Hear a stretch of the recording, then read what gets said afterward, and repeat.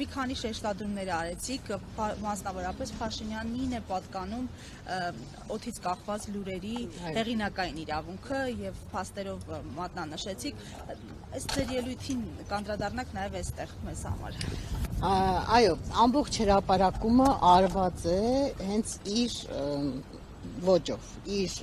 վերջի ստատուսների, դրանից առաջ իր գործնեության, իր հռետորաբանության ոճով, այդ նույն օդից կախված լուրերի շարքը, դրա հեղինակային իրավունքը իրեն էր պատկանում եւ բոլորը հիշում են, թե երկար տարիներ ազգային ժողովի նույնիսկ ամբիոնից ինչքան տեղեկություններ է հրապարակել ինքը, ընդ որում հստակ տվյալներ է հրապարակել, որոնք հետո իրականություն չեն դարձել, չեն հաստատվել կամ դրանց հետևից ուղղակի մարդիկ չեն գնացել, չեն բան արել։ 18 թվականին հեղափոխության օրերին 1000 մի բան էր ասում, չէ, արագաչափերը բանինն են, Սերժինն են, Սաշիկը 50-50 է, այսինչը 1000 մի բան ու դրանցից 8 տարի իշխանության մեջ լինելով ոչ քրեական գործեր հարուցվեցին, ոչ ապացուցվեցին, ոչ հաստատվեցին այդ բոլոր ասածները եւ առհասարակ այնքան սուտ, կեղծիք, ինչքան Նիկոլ Փաշինյանն է հրապարակել, դժվար է պատկերացնել, որ Հայաստանի պատմության մեջ որևէ մեկը հրապարակած կլինի, բայց ինքը դիմել է դատարան մի հատ հեգնական, մի հատ հրապարակախոսական, մի հատ թեթև ոճի մեջ գրված հրապարակման առիթով, որտեղ որ իբր թե իր արժանապատվությունը վիրավորված է կամ իրան, չգիտեմ, զրպարտել են ինչ-որ տեղեկությունների համար։ Հիմա մենք կարող ենք ասել, օրինակ, որ ինքը գրում էր Արշակ Սրբազան, քեռակնոջը, չգիտեմ, էս արեցիր, բանը փորձաքննությունը ցույց տվեց, չէ՞ որ չկա նման բան կեղծված տեսանյութ է, կամ օրինակ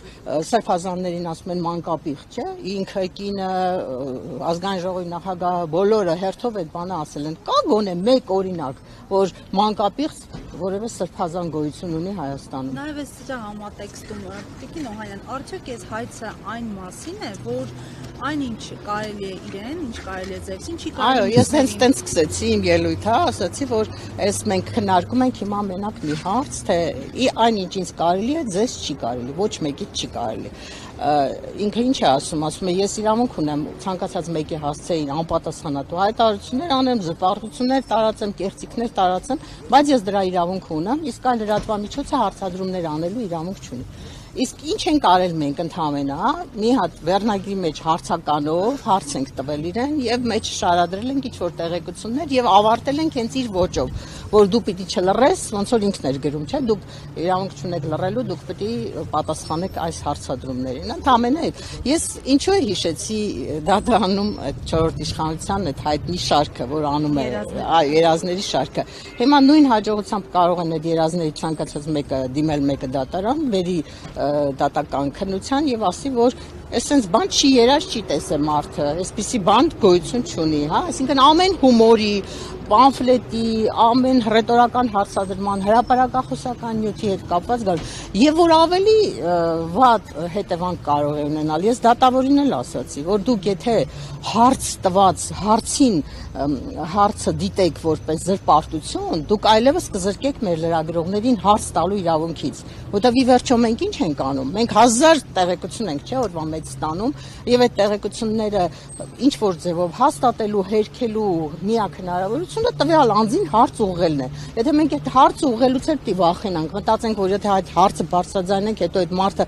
գդիմի դատարան կասի, որ հարցի մեջ դուք տեղեկություն եք հրապարակել, հարցը զրպարտչական բնույթի է։ Դա միակ նախահայտարար նախադեպ կստեղծվի։ Լրատվամիջոցների թեմա մեծ իմաստով։ Այո, եւ իմիջայլոց իր ներկայացուցիչ այդ փաստաբան տղան, որը Գրիգոր Մինասյանի գրասենյակի ներկայացուցիչն է, հա, իրենք են ստանձնել Նիկոլ Փաշինյանի պաշտպանությունը եւ այսպես շատ վատ են պաշտպանում ըստ էության, որտեղ երևի համոզված են, որ վարչապետի պաշտոնում գտնվող անձի դեմ հոդատանը վճիռ չի կայացնելու։ Իր ելույթում ասաց, չէ, որ ասում է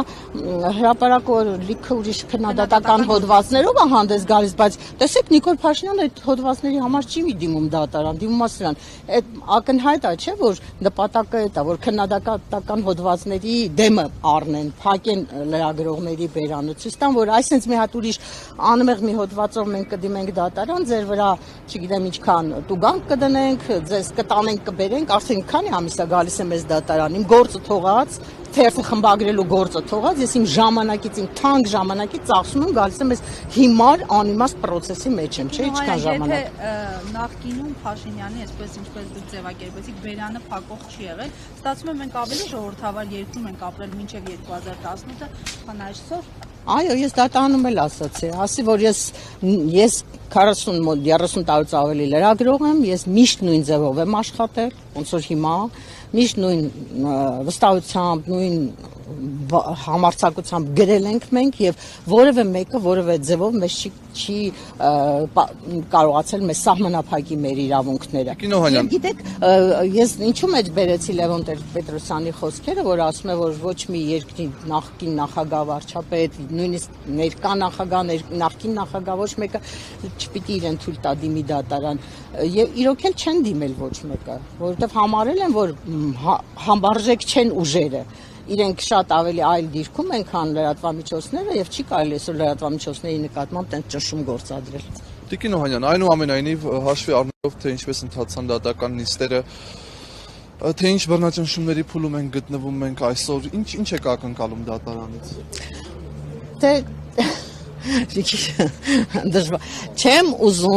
Չեմ ուզում վատ բան ասել, որտեվ քանի դեռ վճիռը չկա,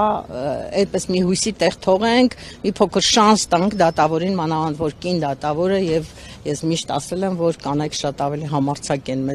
մեր երկրում, քան տղամարդիկ։ Կարող է մարդը իր մեջ համարձակություն գտնել եւ մերժել այդ հայցը։ Բայց տեսնելով դատական համակարգի վիճակը, այդ տրկացվածությունը, այդ հնազանդությունը, թե ոնց են, ասենք, մի կես խոսքի համար մարդուն կալանավորում են, հիմա ուր մնաց թե հոդվածի համար մեր դեմ վճիռ չկայացնեն, հա, մի քիչ հավանական եմ համարում, որ կմերժի հայցը, հուսանք էլի սպասենք, գուցե մարդս